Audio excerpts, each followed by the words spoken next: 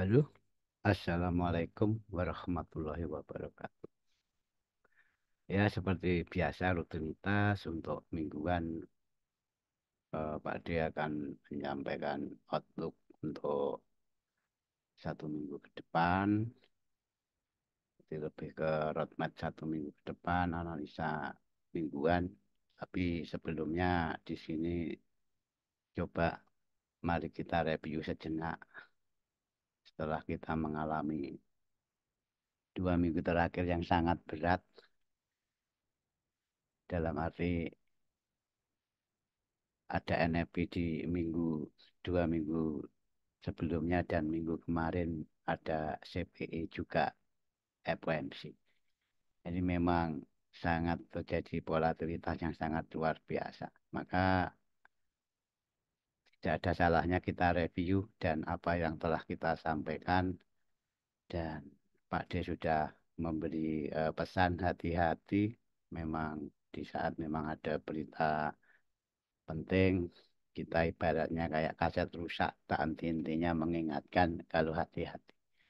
Karena yang menggerakkan harga adalah berita, makanya di saat ada berita high impact kita itu harus eh, jaga akun, jaga psikologi yang khususnya kita itu harus sabar menunggu aktual rilisnya. Oke, sekarang ini bermula dari NFP yang nilainya eh, sangat signifikan mengalami sebuah kenaikan di mana bertolak belakang dengan data-data yang berhubungan dengan inflasi sebelumnya dan setelah 2 minggu yang lalu ada NFP minggu kemarin dalam minggu kemarin tanggal 10 sampai 14 di tanggal 12-nya jadi Rabunya memang ada core inflasi rate atau CPI di mana nilainya itu memang sangat turun luar biasa begitu signifikannya dan dari segi yes on yes-nya jadi apa itu headline-nya juga mengalami penurunan 0,2%. Ini jumlah yang sangat ekstrim. Demikian juga untuk headline-nya yang bukan core yang inflasi rate-nya juga mengalami penurunan 0,1%. Di sini membuat market itu DXY-nya dolarnya itu drop dan bahkan kalau nggak salah waktu data rilis itu dolar sempat drop sampai 0 minus 0,89 sampai 90%. Itu sangat drop yang luar biasa menurut kami dan lagi-lagi eh, apa ada apa dengan market besoknya ya sebelum karena pada waktu itu juga malamnya dan dini harinya dan di Indonesia sudah berganti hari jadi tanggal 13-nya di sini ada pengumuman suku bunga yang sudah jauh-jauh diprediksi kalau memang interest rate decision dalam bulan Juni ini tidak ada pemangkasan suku bunga. Jadi prediksi market sudah price in kalau Fed itu akan mempertahankan suku bunga tetapnya di 5,5% atau 5,50 basic point. Eh, dan di sini juga sudah saya beri karena di sini juga ada banyak komponen kawan-kawan dari CPI itu juga banyak komponen yang berhubungan dengan proyeksi Maret di mana akan memotong suku bunga sebanyak 3 kali selama tahun 2024 dan di situ dikarenakan CPI-nya drop lepas NFP mengalami kenaikan yang luar biasa. Di sini kita tarik ke tugasnya Fed. Fed itu tugasnya dua. Satu itu memaksimalkan apa itu pekerjaan, jadi maksimum employment, dan kedua itu menstabilkan harga. Jadi menstabilkan harga atau pasar di mana di saat dolar itu minusnya sangat luar biasa, yang tadi saya katakan minus 0,89 sampai 90%. Dan kemarin saya sampaikan kalau nanti waktu FOMC, waktu konferensi persnya, jadi si Powell berkenaan dengan tugasnya tetap akan menstabilkan market. Dan di situ terjadi sebuah bullish yang luar biasa, bahkan mengembalikan dropnya di saat FOMC. Di sini ingat kawan-kawan ya, mungkin tak buka dulu ya nanti ke chat. Ini video mingguan yang agak ini yang saya sampaikan. Jadi sini saya jelaskan. Ini tanggal 12 ya. Ini tanggal 12. Jadi di sini saya sampaikan tanggal 12 di dalam grup channelnya Kasal Teman Trading yang berkenaan dengan news CPI dan FOMC malamnya. Ini sudah tak wanti-wanti. Eh, di sini saya jelaskan berkenaan dengan dot plot dan target apa target yang sudah yang ditentukan Maret akan ada 3 kali pemotongan suku bunga di tahun 2024,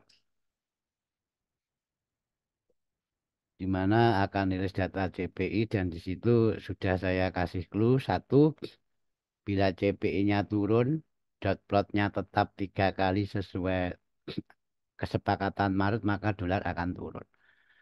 Dan keduanya, bila CPI-nya naik, dot plot tetap 3 kali. Maka dolar akan naik karena CPI, kenaikan CPI dan selanjutnya akan turun. Dan analisa saya yang ketiga, bila CPI-nya turun tapi dot plotnya itu 2 kali, maka dolar akan naik. Dan di sini dari ketiga analisa saya ini, dari ketiga opsi yang saya tawarkan, ternyata market itu ke nomor 3, di mana dot plotnya itu ada pengurangan yang dari 3 menjadi 2 atau bahkan 1. Jadi kalau ada pemotongan suku bunga 2 kali itu mungkin potensi terjadi di bulan September dan Desember, dan atau pemotongan hanya 1 kali dari voting member Fed itu kemungkinan besar di Desember. Dan di sini jelas saya katakan bila CPI turun dan dot plot menjadi 2 kali atau 1 kali, maka dolar akan naik. Berarti dan ini semua outlook di atas akan berlaku setelah data proyeksi FOMC keluar, gitu. Jadi enggak waktu rilis data CPI-nya, karena apa ya? Karena saat data CPI rilis, perubahan eh, ini ya, yang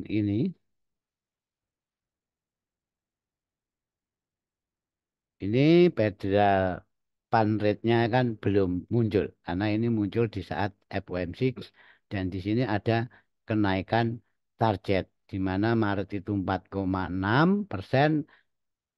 Setelah FOMC itu keputusannya dinaikkan targetnya menjadi 5,1%. Di sini berarti terjadi kenaikan Federal Fund Rate, otomatis terjadi perubahan dot plot di mana pemotongannya itu antara 2 dan atau 1 kali dalam tahun 2024 ini. Maka di situ em, direspon oleh market dan ditunjukkan oleh chart kalau terjadi seperti opsi ketiga yang saya sampaikan di channel Telegram, market itu akan mengalami sebuah pullback. Dan di sini Pak D katakan, saya nggak pernah mengira pullback berapa persen, juga nggak pernah saya mengutarakan itu karena tidak ada yang tahu. Yang jelas apa yang kita prediksikan itu alhamdulillah diberi sebuah kebenaran. Baik dari dot plotnya, baik dari CPI-nya. Dan di situ eh, akan memberikan potensi market mengalami sebuah pullback. Jadi sini maka coba kita lihat ke chart yang sebagai acuannya si market movernya ini. Di sini yang untuk dolar indeksnya CPI tanggal ini tanggal 12, FOMC-nya tanggal 13. Kita turunkan ke TF 4 jam dan di sini ini kawan-kawan ya. Jadi apa yang ada di dalam sebuah data ataupun fundamental lainnya, baik sepik ataupun apa, itulah yang menggerakkan harga. Dan kita itu harus bijaksana. Dan di sini nanti saya jelaskan kenapa CPI-nya turun, harga turun, dan di saat Powell konferensi persnya kok menjadi naik, bahkan menganulir penurunannya, Pak D. Ini saya jelaskan berhubungan dengan tugas pokoknya Fed, yaitu menstabilkan market. Situ tidak ada hubungannya dengan konstitusi, tidak ada hubungan dengan politik. Jadi sangat independen. Oke, lanjut. Eh, di sini mungkin bisa saya pakai panah ini aja biar enak ya. Di saat CPI tanggal 12 pengumuman dengan data rilis yang melemah atau turun membuat DXY itu drop. Begitu FOMC bernada hawkish dan ada kenaikan target pan rate-nya, itu menganulir efek dari CPI tadi, bahkan mengalami sebuah breakout, membuat ek baru dari last high yang diciptakan saat CPI rilis. Ini ya jelas ya kawan-kawan ya. Jadi seperti yang saya sampaikan, di mana kalau dot plotnya turun dan CPI-nya turun, tapi dot plot itu menjadi dua atau satu, potensi market itu akan mengalami sebuah pullback. Kita lihat ya ekuitas, ya saham, ya apa, ya semua akan mengalami pullback. Sini eh, kita lihat BTC, kripto, apakah sesuai mengalami sebuah pullbacknya. Nah, Bitcoin, yes, kita lihat chart Bitcoin, kita sesuaikan dengan tanggalnya. Ini waktu CPI dan ini waktu MOMC, sama tadi di H4 saat CPI juga BCC mengalami drop, dan di saat FOMC dan rilis dan kenaikan pan rate-nya mengalami sebuah kenaikan. Ini bahkan ini ndak ndak Bitcoin, bahkan Dow Jones semuanya rata-rata seperti itu. Ini kita langsung ke goal saja yang berhubungan dengan kita yang sering kita entry. Nanti kita jelaskan.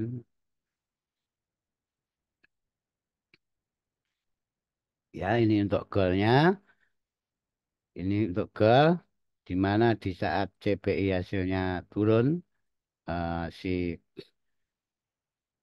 goalnya merespon dengan strong bullishnya, dan di saat FOMC kembali dianulir seperti yang saya sampaikan di depan dari chartnya indeks dolar tadi. Oke, di situ. Nah, terus hati-hati kawan-kawan, di sini yang saya mau sampaikan sangat hati-hati. Anda jangan korelasikan semua pair itu eh, apa bahasanya disamaratakan. Di sini saya sampaikan kalau korelasi itu memang sebenarnya itu ada, tapi tidak berlaku di komoditas dan energi. Itu belum tentu, apalagi hubungannya sama lindung nilai atau hedging, di mana di sini dan safe haven lainnya atau komoditas.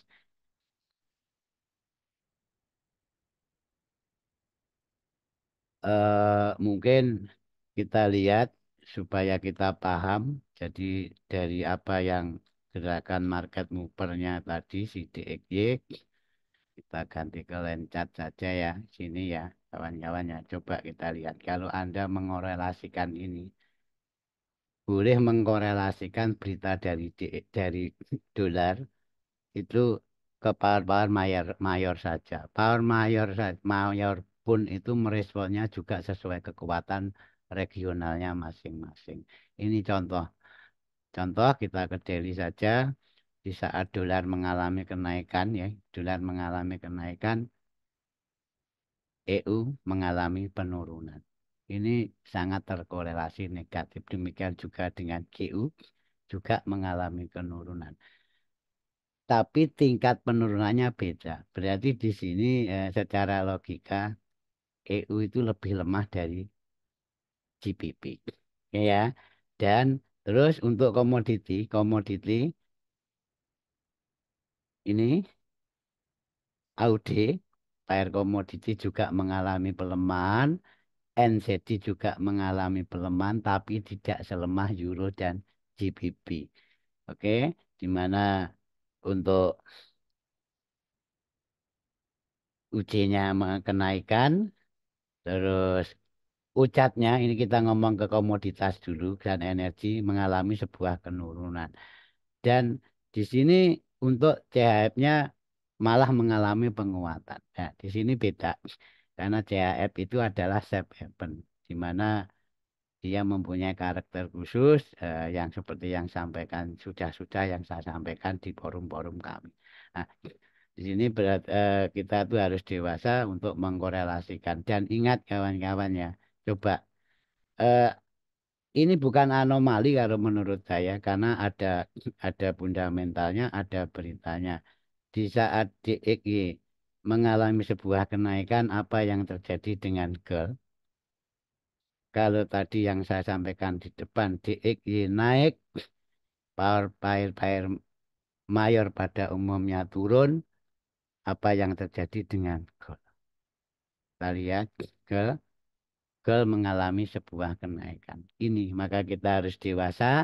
Kenapa GEL naik dan kenapa tidak berkorelasi seperti EU? Satu, GEL itu termasuk lindung nilai. Kedua, penurunannya GEL kemarin. Jadi penurunan GEL kemarin dalam eh, 2 minggu atau seminggu terakhir ini karena apa? Karena ada aksi berhenti beli bank-bank sentral di Cina khususnya dan negara-negara lainnya ada pembelian aksi beli GEL se- yang selama ini sudah dilakukan hampir 18 bulan itu terus-menerus membeli gold. Maka gold itu turun, dari sini ini turun. Eh, Begitu diberhentikan, gold mengalami sebuah kenaikan. Dan kenaikannya juga didukung oleh ketakutan. Ketakutan pasar karena dihantui red card dari Fed. Jadi alasan gold itu turun turun kemarin karena ada apa itu berhentinya aksi beli dari Bank Sentral Cina dan kenaikannya GEL karena ada ketakutan karena akan dihantui red card dari Fed kemarin. Oke, itu kira-kira yang saya sampaikan. Sekarang kita ke semoga jelas ya. Nah, kalau kalau nggak ini hanya kita menjelaskan tujuan saya di sini bijaklah menyikapi market dengan data dan bijaklah saat Anda mengkorelasikan. Jadi korelasi ini akan tidak begitu efektif kalau tidak sinkron. Makanya begitu GEL sama DXY nggak sinkron, ya kita nggak usah pakai DXY-nya. Maka sering saya sampaikan, GEL itu beda, GEL itu bukan forex. Makanya kalau trading GEL itu pakailah sepihak dari teknikal analisisnya saja. Dan misalkan ada berita, ada news dikunci jam rilisnya saja. Beda sama EU, GU, NU, AU, UC, UCA, dan lain sebagainya. Beda. Oke, sekarang akan kemana si kita ke DXY dulu kawan-kawan ya. Ini sepintas saja. Tadi sudah saya jelaskan panjang lebar secara fundamental dan sentimennya. Semoga paham dan semoga mengerti apa siapa yang menggerakkan harga.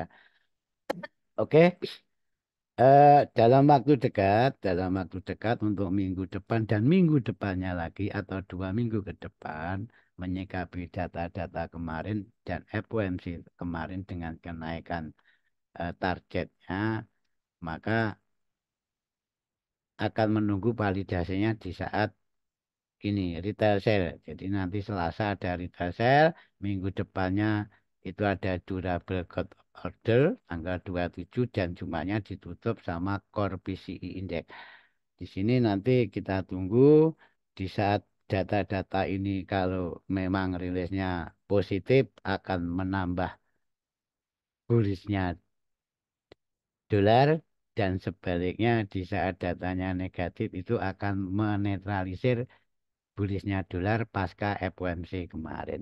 Hanya itu sebenarnya simple dan kalau dari segi teknikal kita langsung ke teknikalnya saja. Ke teknikalnya saja dimulai dari dolar indeks. Di sini kita turun ke 4 saja. Oke. Dan kemarin tutupan market pada Jumat harga itu close di atas pivot mingguan kawan-kawan ini close di atas pivot mingguan dan dari segi empatnya sekarang kita akan membuat sebuah outlook. Saya akan memastikan harga itu daily close di atas ini rectangle biru ini yang konteksnya sebenarnya sebuah support resisten dan atau H4-nya atau H2-nya membuat higher high itu ya. Jadi selama harga membuat higher high di skala low TF-nya H2-nya di situ otomatis daily-nya close di atas level parameter ini atau support resisten daily. Di sini saya tandai sebagai kotak biru itu. Ini secara teknikal analisis sentimen trend following-nya Pak D. Nanti kalau untuk metode lainnya disesuaikan. Kayaknya hampir sama, hanya beda saja dalam konteks penyebutannya. Ini kawan-kawan ya. Ini saya pastikan harga membuat higher high dulu. Dan saya tunggu di level ini. Level psikologinya 105,5. Kita tunggu saat dia broken sana, kita tunggu di level technical breaknya atau level psikologinya si dolar sekitar 105,500 harga akan menuju level atas itu. Di mana di situ adalah level gap masa lalu dan keduanya karena di sini juga terjadi sebuah technical break dan clean sudah membuat higher high, berarti kita mempunyai higher low. Kita mempunyai higher low dan mempunyai higher high, kita kunci higher low dan higher high ini, di mana semuanya itu masih harga di atas pivot dan low-nya masih di bawah pivot. Di sini ada level support resistance weekly atau support resistance mayor yang sering saya sebut monthly open. Sini akan saya jadikan apa? Saya jadikan level invalidasi di mana secara weekly dan masih naik dan harga belum berhasil close secara weekly body di bawah trendline itu. Itu ya kawan-kawan ya. Jadi sekarang oke kita tadi sudah tentukan kalau support resistance weekly itu sebagai level invalidasi kenaikan. Jadi di sini saya menunggu ini membuat higher high, tunggu retrace-nya dan kita akan buy dolar di level 105,500 atau base yang masih toleransi dengan level itu. Oke, yang kedua kita akan mengamati level ini, level yang sini mungkin indecision ya. Di sini level demand ini saya amati, tapi saya lebih prepare ke bawah, ke bawahnya. Kenapa di bawah? Ya karena di level support resistance weekly ini adalah sebuah level invalidasi, lebih menunggu ke situ, di mana kalau harga sampai di situ resiko kita kecil dan itu termasuk harga yang paling bijak. Jadi level yang diamond di atasnya itu saya gunakan untuk sebuah konfirmasi. Di saat harga itu break, saya masuk dan harga ke target seperti kirinya tadi atau gap masa lalu. Oke, itu kawan-kawan ya. Dan ingat tadi saya sampaikan support resistance weekly merupakan sebuah level invalidasi di mana harga bisa berhasil close di bawah situ. Saya sudah nggak mikir bank dan saya akan memproyeksikan untuk sell dolar ya mungkin ya ini belum tentu belum selamanya benar didukung oleh berita atau retail share-nya drop, PCE-nya drop kita nggak tahu yang kita pastikan target penurunannya adalah di level fundamental bawah ini di mana level itu adalah 104,279 ini ya. Nah, di sini nanti diakomodir ke EU, GU, AU, UCAT, jangan dengan gold. Oke ya. Tuh. Terus lanjut kita ke EU. Kita ke EU di mana dolarnya sudah kita proyeksikan tadi, EU juga dan tidak perlu saya jelaskan terlalu permit lagi saat FOMC apa, saat anu apa. Ini jelas. Di sini tanggal 11-12 ini bukaan market saat CPI dia drop, saat FOMC rally, saat FOMC dinetralkan drop bahkan membuat lower low. Itu kira-kira. Dan ini kawan-kawannya. Jadi kalau kita ngomong sentimen, Pak D itu kan sentimen trend following. Jadi level-level yang garis putus-putus ini adalah level order sentimen kawan-kawan. Jadi ini level order sentimen di mana secara gambarannya ini swing daily yang saya kotakin ini ya. Saya kasih lingkaran ini high dan low eh, sebelum membuat lower low dan lower high. Di sini terjadi sebuah rejeksi ke atas ke level 1.008.500. Di situ adalah level order di mana harga itu di saat break level 1.0800 potensi harga ke level sentimen bawahnya di mana level itu adalah level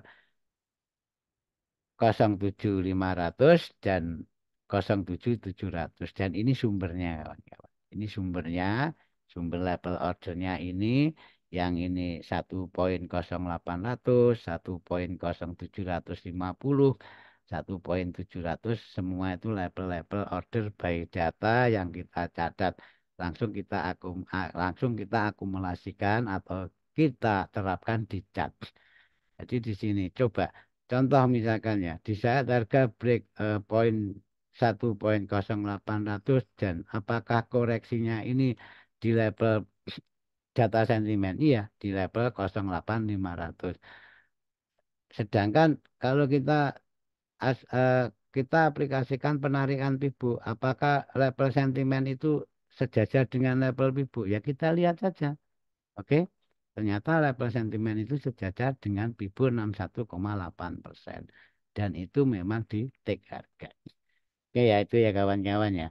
Dan setelah harga eh,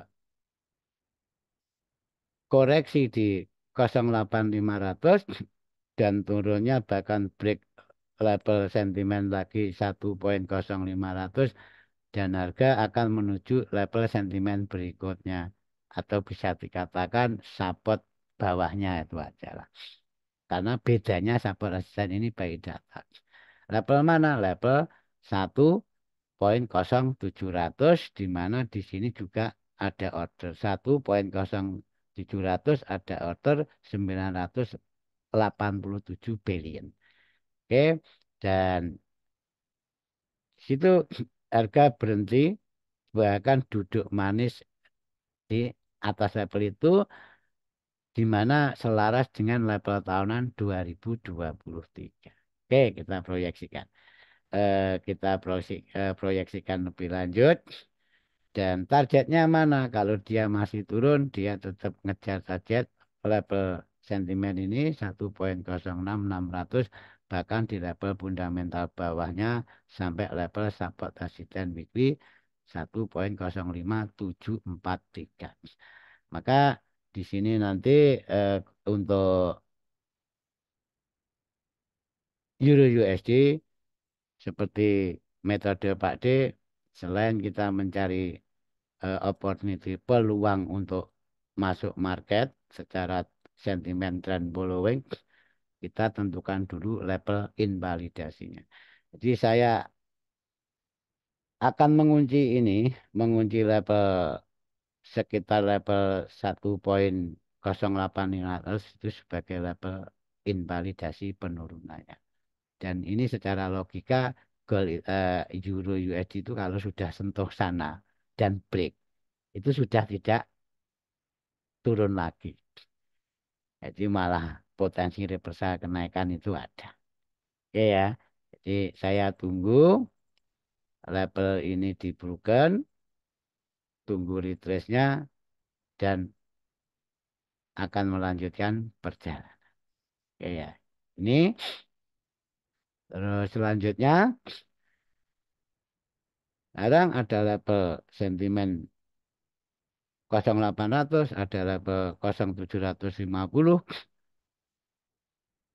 Ini semua by data ada order kawan-kawan. Dan untuk menambah daya dukung ini secara teknikal kita ukur high dan lower low-nya ini. Oke, ini ya.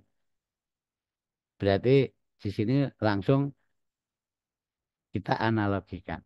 Jadi level sentimen atas 1,0800 sejajar dengan retracement 618%, di mana level yang 1,0750 1,0750 sejajar dengan level koreksi 38,2 sampai 50%.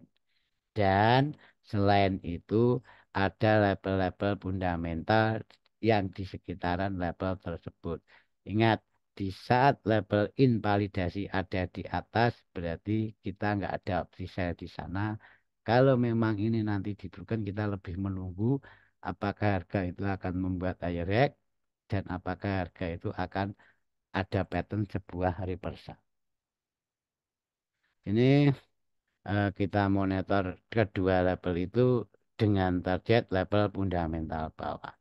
Jadi saya akan mengamati reaksi harga di saat di sini yang tadi ini adalah sejajar dengan level 38,2 sampai 50%, ya kan? Sini kawan-kawan, targetnya sini saja dulu. Dan level keduanya adalah di level sini. Satu, sejajar dengan level fundamental. Keduanya didukung level retracement 61,8 dan level data sentimen order. Oke, kita tunggu di situ dengan target sama. Targetnya tetap di 06600, 06600 karena ini adalah level sentimen yang belum disentuh harga. Demikian juga di saat harga masih turun, target berikutnya adalah level fundamental bawah. Itulah kira-kira. Dan untuk mengatur resikonya gimana ya? Kalau ingin mengatur resiko, ini cara saya. Jadi di sini kita tetap kita tarik pipo lagi. Tarik pipo lagi seperti ini kawan-kawan. Kita kunci level 76-nya. Ini 76-nya di sini. Berarti SL kita itu harus di atas level 76. Oke ya. Di SL harus di atas level 78,6 secara Bibu. Kenapa? Ya karena memang kalau market itu mau koreksi itu tidak boleh lewat level itu. Ini, oke ya. Tuh. Jadi kalau market sudah lewat-lewat level itu sudah tidak koreksi lagi. Jadi ambil di sini SL-nya di level itu sekitar 0,8200.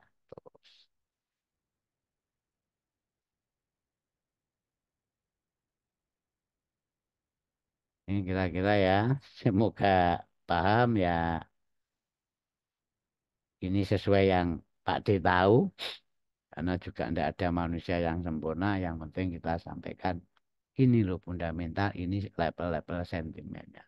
Lepas itu benar dan salah, biar market yang menentukan. Makanya kita harus dewasa dan jangan lupa membatasi risiko dengan SL. Demikian juga di saat kita tadi di level 38 dan 50 kita harus tahu dan persisikan SL kita harus di atas level Bibu 50. Ya, oh, nanti persisikan sendiri di atas level Bibu 50. Itu kira-kira seperti itu untuk EU-nya dan yang terakhir sekarang call. Ingat, goal bukan forex, goal mempunyai supply and demand sendiri dan goal juga tidak selamanya harus berkorelasi negatif dengan dolar. Karena tadi sudah kita lihat sama-sama di saat dolarnya naik, goalnya juga naik. Maka kalau trading goal, lihatlah dari sudut pandang teknikal saja, teknikalnya goal. Oke, eh, sekarang ini kita urai sebentar di saat CPI mengalami sebuah penurunan, goal terlontar naik dan di saat dibalancekan sama Fed yang konteksnya adalah tugasnya menstabilkan pasar, maka dinetralisir dengan pernyataan Fed di depan pers konferensinya, bahkan harga itu drop di bawah level kenaikannya. Dan karena market mengalami ketakutan masih ada opsi pemotongan suku bunga, di sini yang jelas berhubungan dengan dot-dot tadi, di saat CPI turun tapi dot lotnya dua atau satu kali dolar itu akan bullish dan itu terbukti dan goalnya itu naiknya itu bukan karena goal itu nggak nurut sama dolar, memang nggak ada aturan harus nurut dengan dolar indeks. Di sini kalau menurut saya kenaikan goal adalah sebuah aksi ketakutan dari investor goal itu sendiri. Oke, oke kawan-kawan ya. Sama tetap saya berasumsi dalam membuat analisa sebuah khususnya ini seperti pair-pair forex, saya tentukan dulu level-level invalidasi. Pertama, langkah pertama yang jelas targetnya mana kalau turun dan atau kalau naik.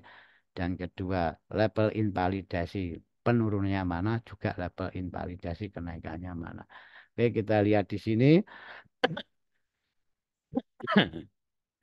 Di sini ada label koreksi.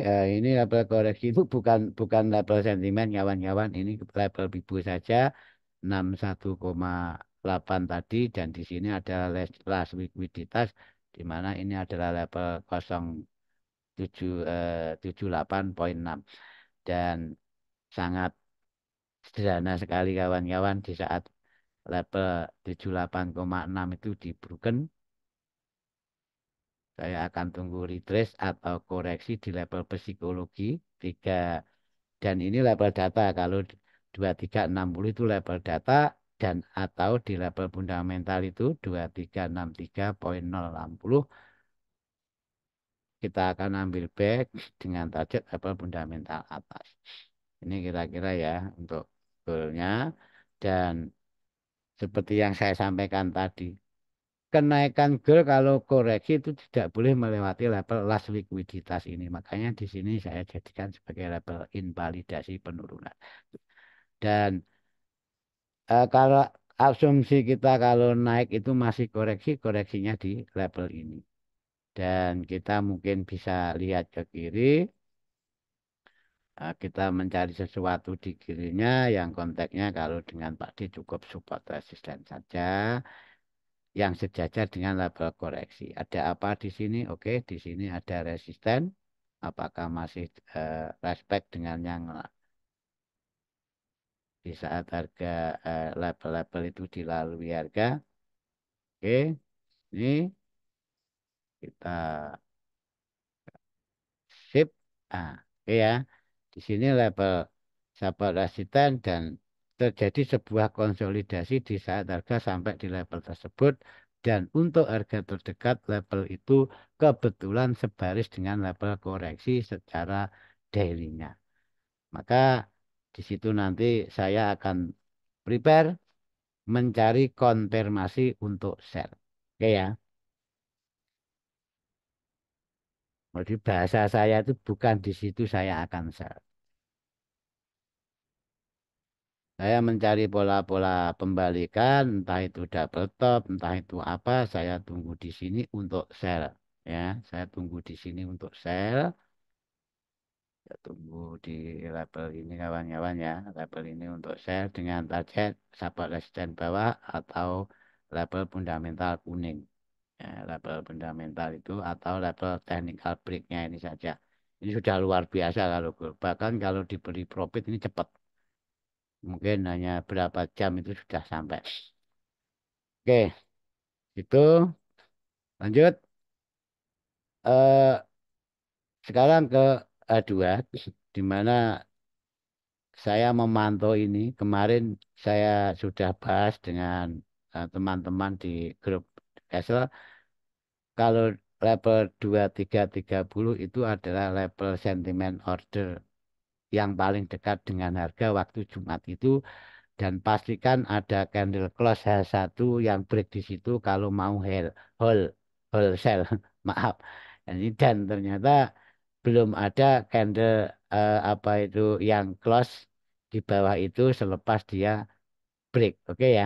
Paham ya? Selepas dia break, candle masih close di atas level 2330. Maka di situ baik kalau ini terjadi sebuah break di atas level pivot, harga masih di level pivot weekly. Seperti tadi saya nunggu harga membuat higher head dulu. Jangan-jangan terlalu FOMO ya kawan-kawan ya. Kalau memang rezeki itu tidak akan kemana. Kita nunggu harga membuat higher head di sini. Kita tunggu retrace-nya ke level sentimen tadi dan atau ke level technical break ini.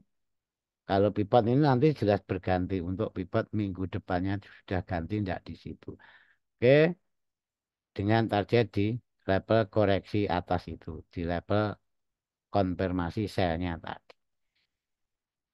Oke, saya kira paham nanti jadi jangan jangan hanya memandang sepihak panahnya kawan-kawan. Jadi memang ada penekanan dengan kata-kata juga kan.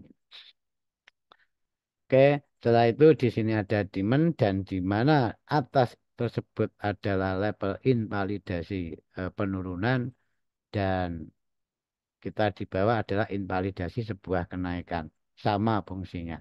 Jadi demand ini akan kita jadikan level buy terakhir di mana si kita butuh PA. Saya selalu butuh PA di sini mengatakan kalau di sini betul-betul akan terjadi sebuah pembalikan di saat turun.